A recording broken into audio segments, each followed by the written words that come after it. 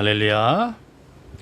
오늘은 누가복음 10장 말씀입니다. 예수님의 복음 전도 사역은 계속되고 있습니다. 마지막 이제 남은 6개월의 사역을 감당하기 위해서 예수님은 계속해서 남쪽 예루살렘으로 향하여 가고 있습니다. 오늘 말씀은 복음 전도의 내용과 그리고 복음 전도의 능력은 무엇인지 함께 살펴보겠습니다. 진정한 제자의 삶의 모습은 어떤 것인지 함께 보도록 하겠습니다.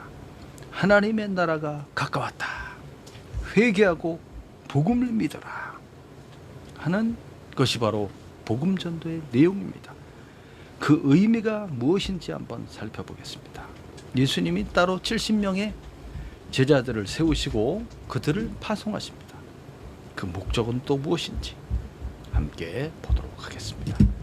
하나님의 택하심과 하나님의 그 택하심의 목적과 하나님은 어떻게 구원받을 자들을 택하시는지 그것도 누가복음 10장에서 함께 보도록 하겠습니다. 1절부터 읽어보겠습니다. 시작. 그 후에 주께서 따로 70인을 세우사 친히 가시려는 각 동네와 각 지역으로 둘씩 앞서 보내시며 이르시되 추수할 것은 많되 일꾼이 적으니 그러므로 추수하는 주인에게 청하여 추수할 일꾼들을 보내주소서 하라. 네. 그 후에 주님께서 따로 70명을 세우셨습니다. 70명. 그리고 이들을 이제 파송하시는 거죠.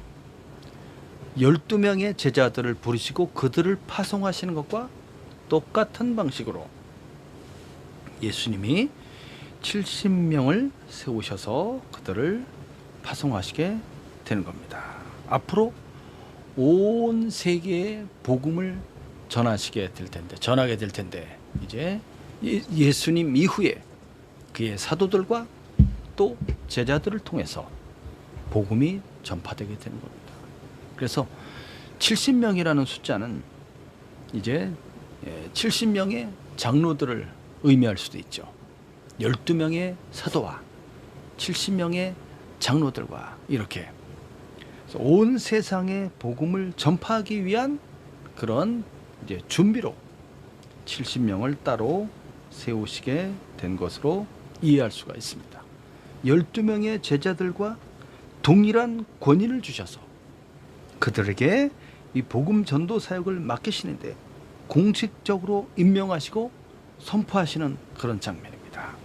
자, 2절에 보니까 추수할 것이 많다고 그랬죠. 네. 이제 예수님이 십자가에 죽으시고 부활 승천하신 이후에 성령을 보내주실 것이고 그러면서 이제 온 세상이 흩어져서 예루살렘과 그리고 유대를 넘어 사마리아와 그리고 온 세상 땅끝까지 이르러 복음의 증인으로서 가야 하니까 얼마나 할 일이 많겠습니까? 추수할 것은 많은데 일꾼이 적다는 거죠. 일꾼을 보내달라고 하라. 네. 복음 전파의 시급함에 대해서 이야기하고 있는 겁니다. 제자들의 사명이 이렇게 막중하다.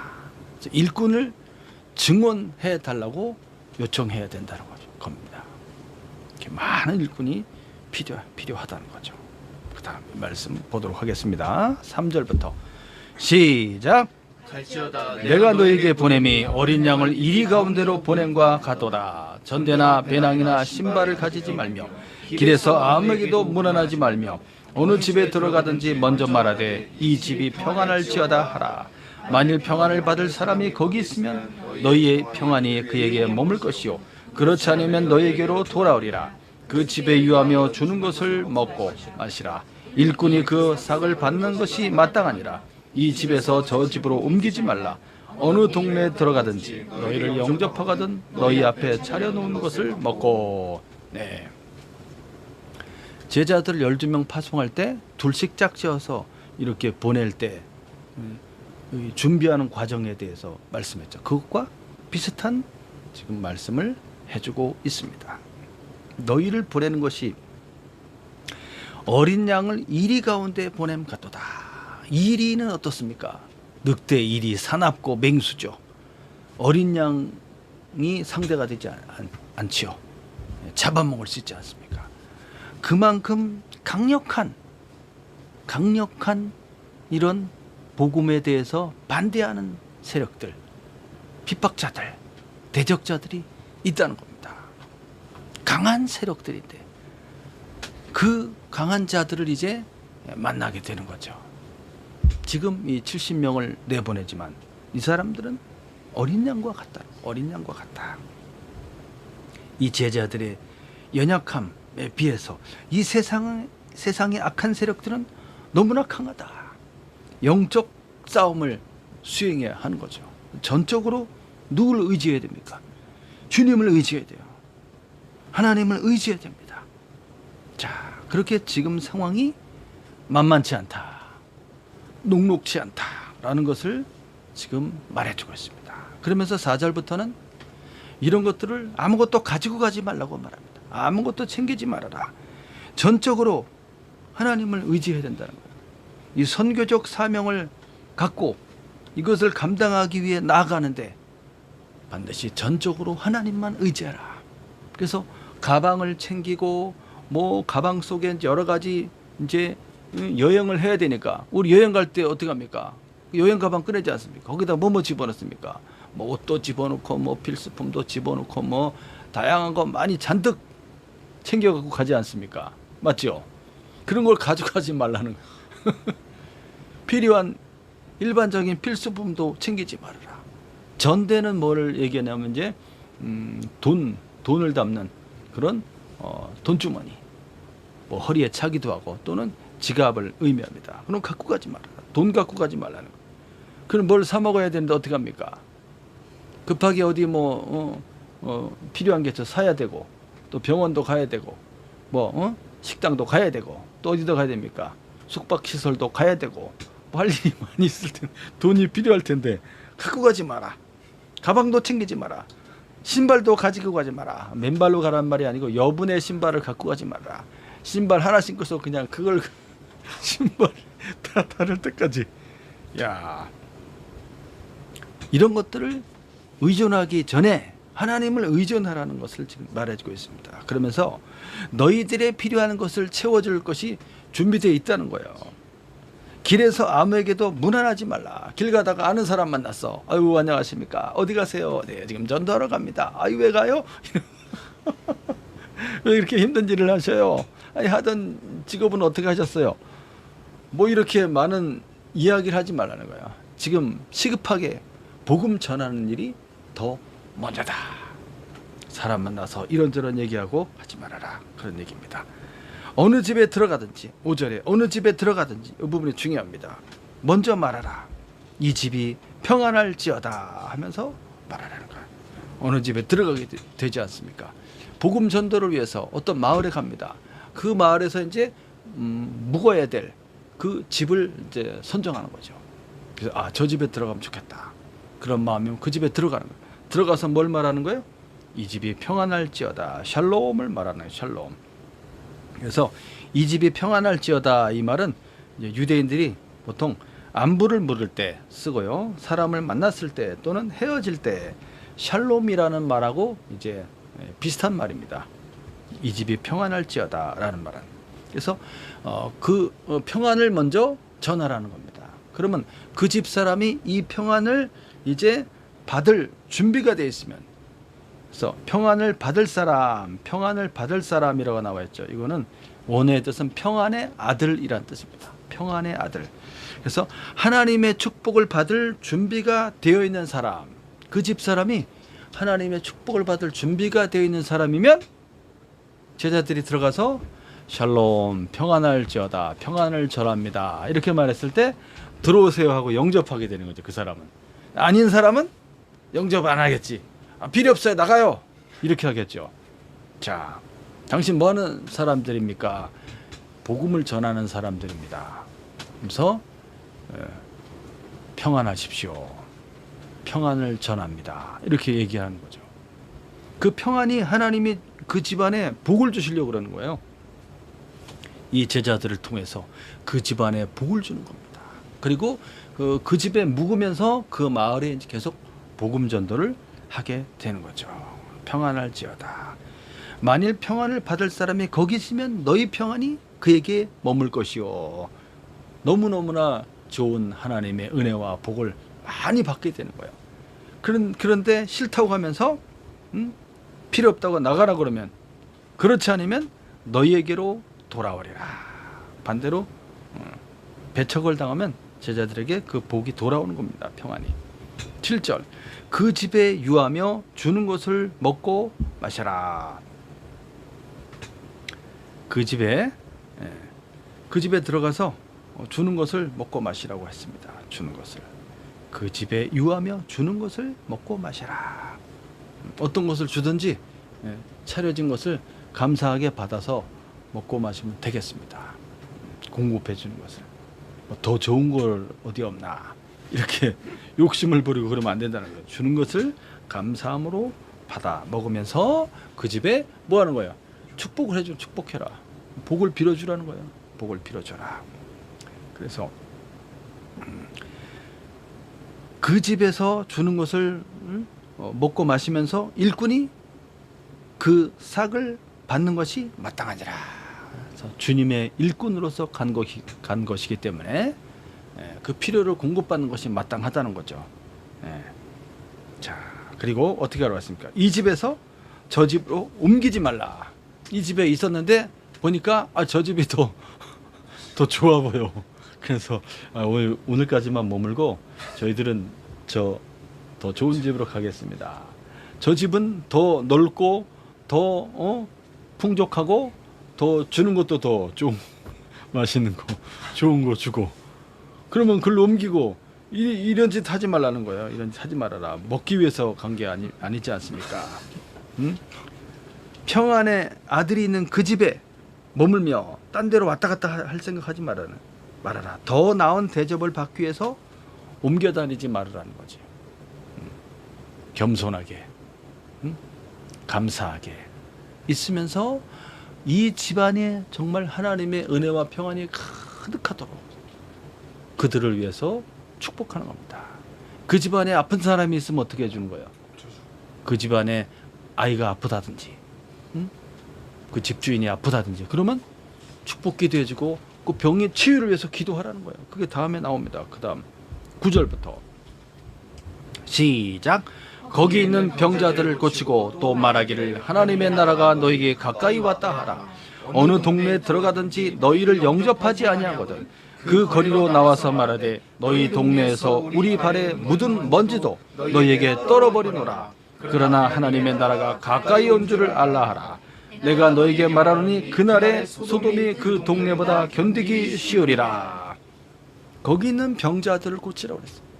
차려놓은 것을, 차려주는 것을 먹고 그 집에 머물면서 그 집에 평안이 임하기를 이제 축복 기도를 하고, 거기 있는 병자들을 고쳐라. 병을 고치는 능력을 주시는 겁니다. 이 70명 사람들에게. 예수님의 그 제자 사도들에게도 병 고치는 능력을 주지 않았습니까? 귀신을 쫓아내며 병을 고치며 아픈 사람들, 눌린 사람들을 자유케 하고, 이것이 바로 성령의 권능으로 이제 행하며 예수의 이름으로 나타나는 능력들입니다. 거기 있는 병자들을 고치고, 그러면서 뭐라고 말하라고 했습니까? 하나님의 나라가 너희에게 가까이 왔다. 이게 복음의 내용입니다. 복음의 내용. 예수님께서도 처음에 복음 전도할 때 이렇게 말했죠. 하나님의 나라가 가까이 왔느니라. 회개하고 복음을 믿으라. 이렇게 말했죠. 하나님의 나라가 가까이 왔다는 거예요. 하나님의 아들 예수님이 세상에 오셨다는 것은 하나님의 나라가 가까이 왔다는 거예요. 이제 그리스도가 이제 오심으로써 모든 구원 사역을 완성하시고, 그리고 택하신 자들을 구원해 내시며, 그 다음에 어디로 가는 겁니까? 하늘 위에 영원한 하나님의 나라, 새하늘과 새 땅으로 그 세계가 이제 곧 열리게 된다는 거예요. 하나님의 나라가 가까이 왔다는 거예요. 그럼 어떻게 해야 되겠습니까? 빨리 회개하고 복음을 받아들여야지. 예수님을 받아들여야 됩니다. 예수님을 영접해야 됩니다. 그래서 죄사함을 받고 거룩한 하나님의 자녀가 되어서 남은 인생을 믿음으로 살아가면서 그러면서 그 구원받은 사람들의 사명이 뭡니까?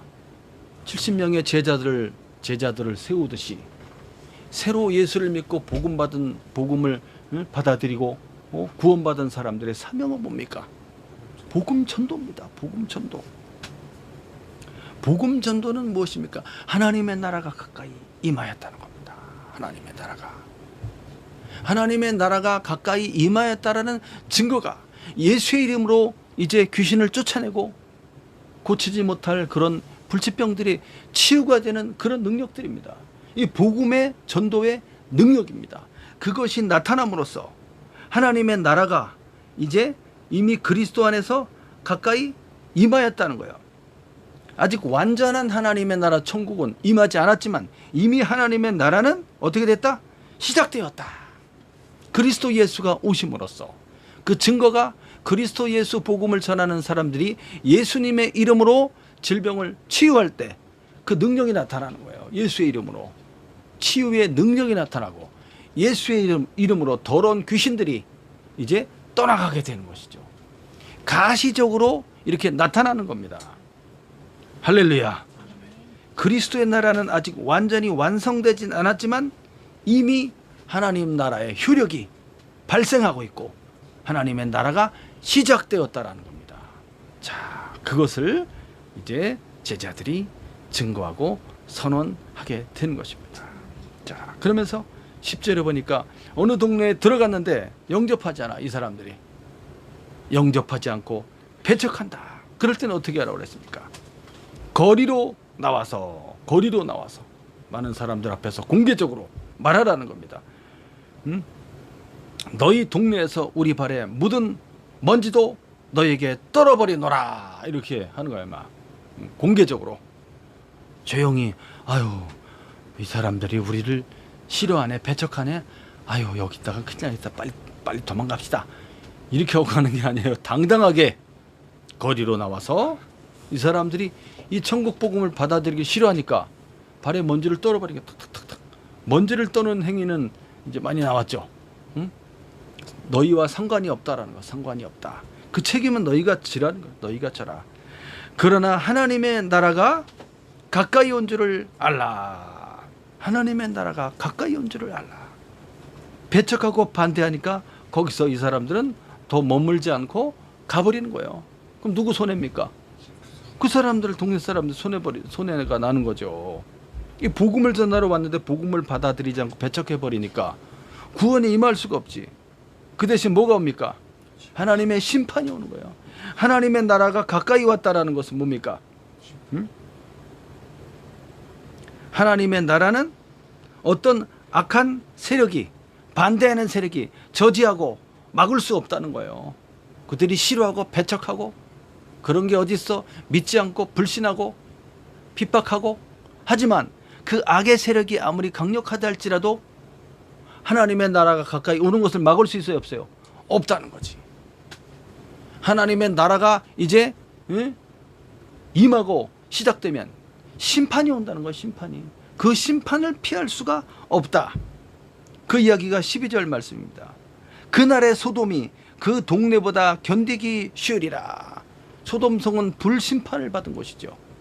이 동네도 이렇게 받아들이지 않고 예수를 배척하면은 소돔성이 망한 것처럼 여기도 망한다는 거지. 하나님의 심판의 확정적인 심판이 확정됐습니다. 차라리 그 옛날에 소돔성도 망했는데 소돔성이 당신네들보다 더 낫습니다. 그 얘기예요.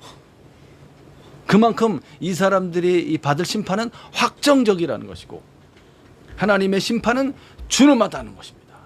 그걸 지금 얘기하고 있는 것입니다. 복음 전도자는 당당하다.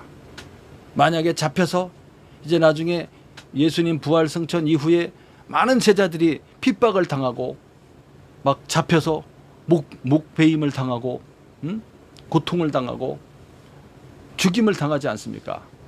그래도 너희들의 육신의 생명은 뺏어갈 수 있지만 그 영혼은 건드릴 수가 없다는 거죠. 그렇기 때문에 영혼까지도 멸망시킬 수 있는 그 하나님을 두려워하라는 거예요.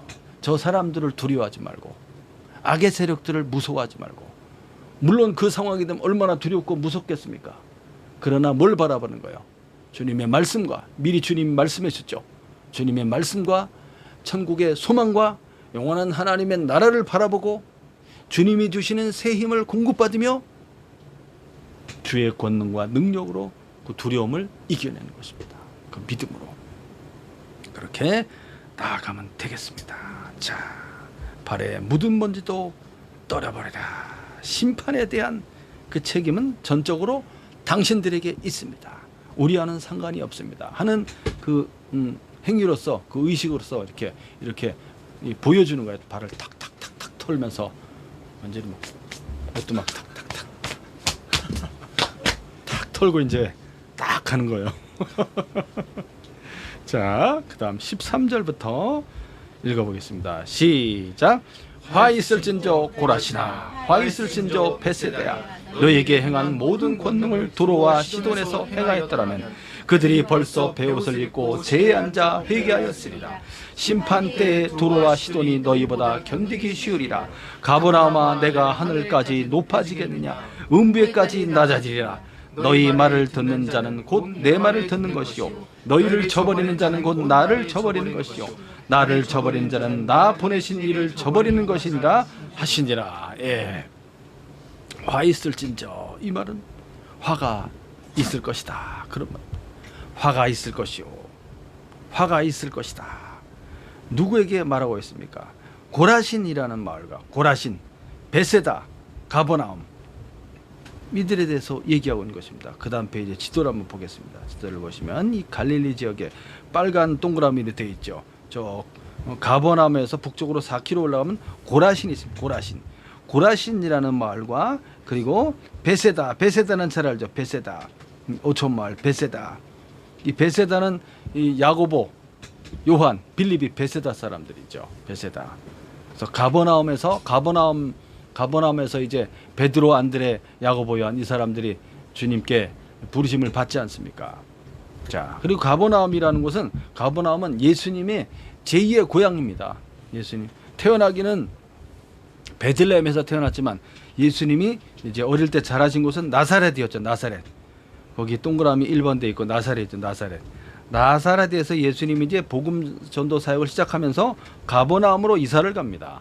그래서 가버나움을 예수님의 본 동네라고 말하죠. 예수님이 이제 제2의 고향이 되겠습니다.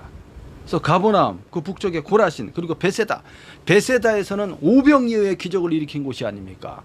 수많은 사람들이 보리떡 5개와 물고기 2마리로 그것을 배불리 먹고 12바구니나 남지 않았습니까?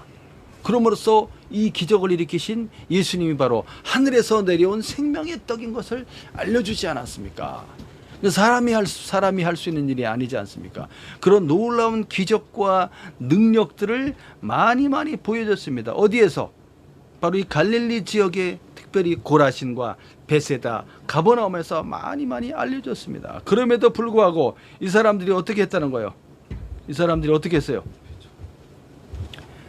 안 받아들인 거지. 안 받아들였어.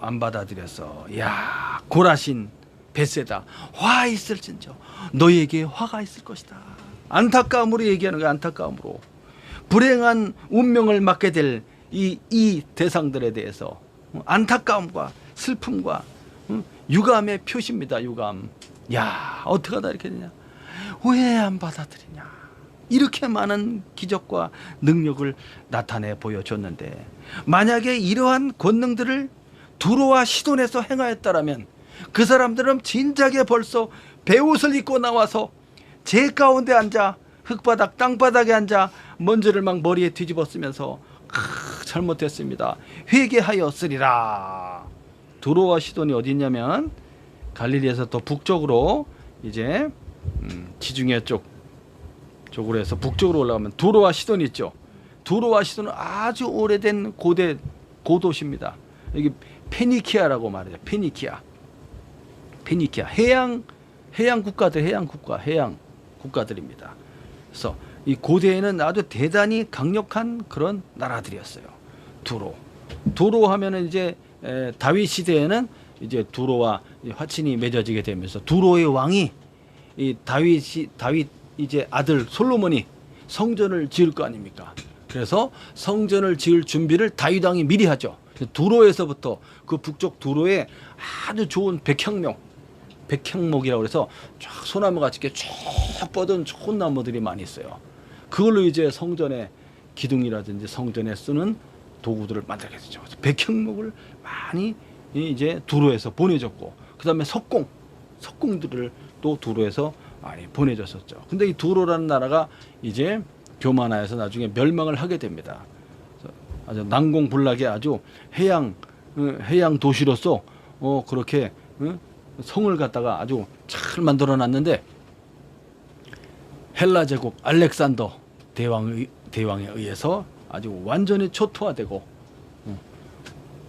그 도시의 유명한 사람들, 도시의 그 지도자급 되는 사람 2,000명을 그냥 다 목을 베버리고 3만 명을 그냥 잡아다가 포로로 끌고 가는, 두로가 망해버렸어. 역사적으로. 그 위에 시돈이라는 나라도 마찬가지죠. 시돈이라는 나라도 북이스라엘의 아왕의 그 부인이 바로 이 시돈 왕국의 그 딸이었어요. 공주 이세벨. 그 여자랑 이제 결혼하면서 이제 북이스라엘 아왕이 완전히 망가지게 되죠.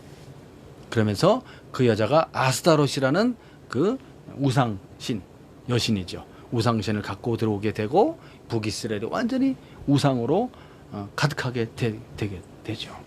자, 그 시돈이라는 나라도 결국은 어떻게 됐습니까? 역사적으로 보니까 페르시아에 의해서 완전히 성이 다 무너지고 아주 그냥 포로로 끌려가고 완전히 멸망하게 되는 겁니다. 이렇게 역사적으로 두로와 시돈도 이렇게 멸망을 했다는 겁니다. 예수님께서 복음 전도할 때 두로 시돈 지역에 갑니다. 가서 거기에 복음을 전했습니다. 자, 이렇게 고라신과 베세다가 그 능력이 얼마나 예수님의 능력이 많이 나타났음에도 불구하고 회개하지 않고 복음을 받아들이지 않았던 거죠. 차라리 두로와 시돈은 이방 나라지 않습니까? 이방 나라, 그 멸망을 당하였던 그런 나라들이었는데, 차라리 그들에게 복음을 전했으면 그들은 벌써 어떻게 했다? 베옷을 입고, 이 배라는 것은 이제 염소털이나 삼배로 이렇게 그것을 옷가문을 해서 만들었기 때문에 아주 거칩니다. 거친 옷을 입고, 이것은 이제 회개의 상징이에요. 회개와 그리고 애도의 상징으로서 이런 거친 옷을 입게 되는 거죠. 평상시에는 누가 이렇게 따갑고 막 그런 옷을 입어요? 부드러운 옷을 입지. 거친 옷을 탁 입고서 그것을 입고 재에 앉아. 이 재라는 것은 뭐냐면 이 땅바닥, 흙바닥, 먼지 구덩이 또는 막 쓰레기 더미 있는 그런데 재에 앉아서, 이것은 뭐냐면 지금 너무나 슬프다라는 거예요. 너무나 슬프다. 너무나 애통스럽다, 그런 뜻이죠. 그걸 막 죄를 막 뒤집어 쓰면서 막 아이고 하면서 자기 죄를 막 내어놓고 자복하면서 회개하는 장면입니다. 회개. 야, 두로와 시돈 사람이 예수님이 지금 베세다 고라신에서 행하였던 이적과 기적들을 이 사람들에게 만약에 보여줬다면, 그 옛날에 보여줬다면 이 사람들은 벌써 회개했을 거라는 거죠. 그만큼 고라신과 베세다가 이 사람들이 정말 예수님을 제대로 알아보지 못하고 주님을 영접하지 않았다는 겁니다. 왜 그랬을까요? 왜 이 사람들은 예수님이 그냥 1년 10개월 동안 그 갈릴리에 있었다고 하지 않았습니까? 갈릴리 사역을 계속 하지 않았습니까? 예수님의 그 3년 6개월의 절반 이상이 갈릴리 사역이에요. 그러면 고라신, 베세다, 가버나움 이 사람들은 얼마나 많은 걸 보고 들었을 거예요. 그렇죠? 많은 사람들이 예수님을 따라다니지 않습니까? 수많은 기적들이 나타났고 보았고 그것을 전해 들었을 겁니다. 근데 왜 이 사람들은 안 받아들일까요? 답답하죠.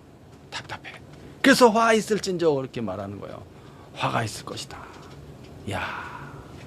결국은 하나님께서 택하신 자들, 택하신 백성들이 구원을 받게 되는 겁니다.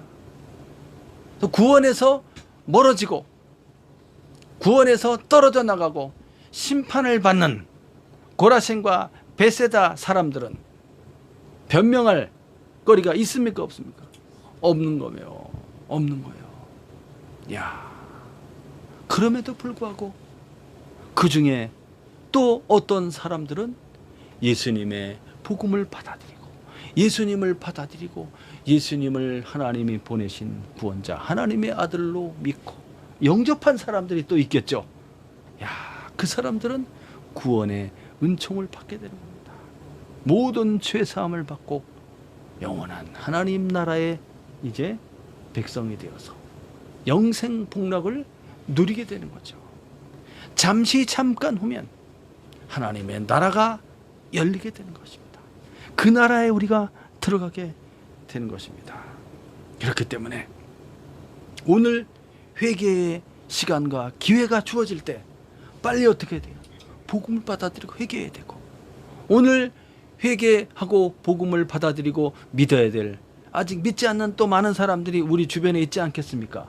그 사람들에게 이 복음을 전해야 된다는 것, 그게 우리 사명입니다. 자, 그 다음 14절에 심판때에 두로와 시돈이 너희보다 견디기 쉬우리라. 이야, 그 다음에 가버나움 15절에 보니까 가버나움아 네가 하늘에까지 높아지겠느냐. 이 말은 교만하다는 거예요. 이 사람들이 교만하다. 결국 받아들이지 않는다는 것은 교만하다는 증거예요. 예수는 뭡니까? 나사렛 출신이고, 지네들도 갈릴리 사람이면서 나사렛 출신이고 뭐 어쩌고 저쩌고, 믿지 않는 거죠. 교만하기 때문에. 그 교만한 것이 어디까지? 음부에까지 낮아지리라. 음부라는 것은 이제 사람 죽으면 장례 치르는 무덤을 가리킵니다. 그 무덤을 가리켰던 그 이제 단어가 어떤 신약이 어떤 의미로 쓰이냐면은 이제 심판, 지옥을 가리킵니다.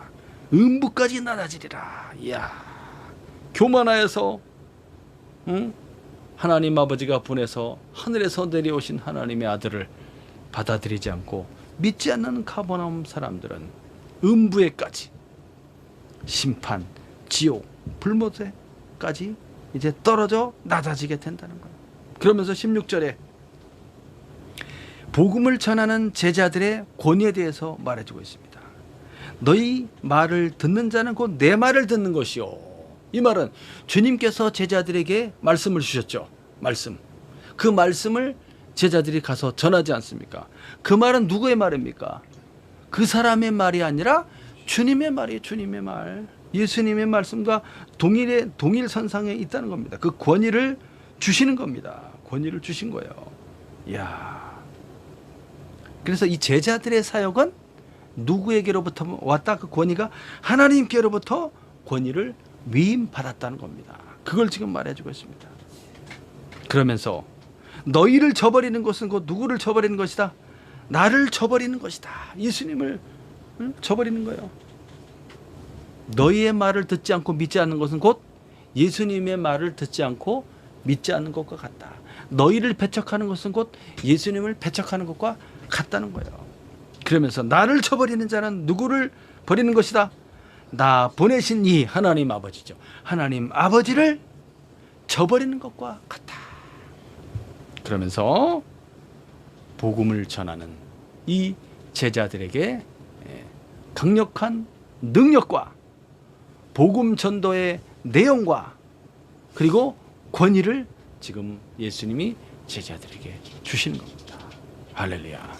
이 제자들이 이제 나아가서 이제 다음 장면에 보면 이야기가 나옵니다. 이 제자들이 나아가서 어떻게 합니까? 주님이 이제 권위와 능력을 주신 대로 막 나가는 겁니다. 둘씩 짝지어서. 왜 둘씩 가라고 그랬을까요? 둘씩 탁탁탁 서로 보완하면서 한 사람은 전하고 한 사람은 기도하고 그 나타나는 능력들을 같이 경험하게 하는 거죠. 서로 도우면서 둘씩 나가서 이렇게 복음을 전할 때 그 나타나는 능력들이 이제 강력하게 있게 되는 거죠. 우리도 이제 우리에게도 그와 같은 주님께서 우리에게도 그와 같은 사명을 주시는 겁니다. 그 사명을 우리도 잘 받아서 주와 복음을 위해서 나아가야 되겠습니다. 할렐루야. 그러니까 염려할 필요가 없죠. 뭐 걱정할 필요가 없습니다. 무슨 걱정 있어요?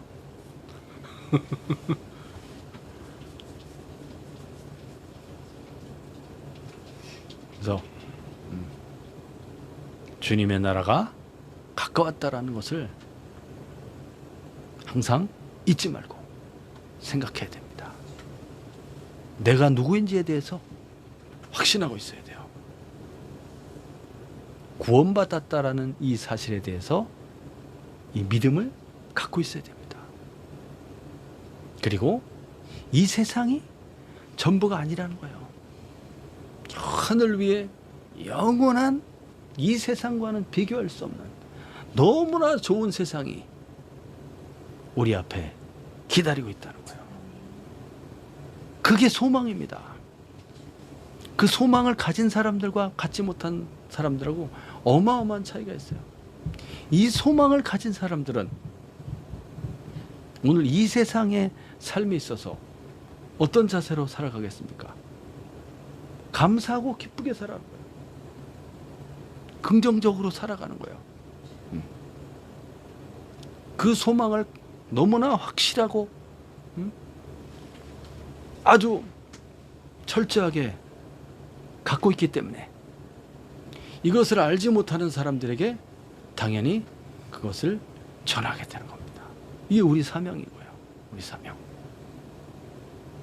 복음 전도의 사명을 우리가 갖고 있다는 겁니다.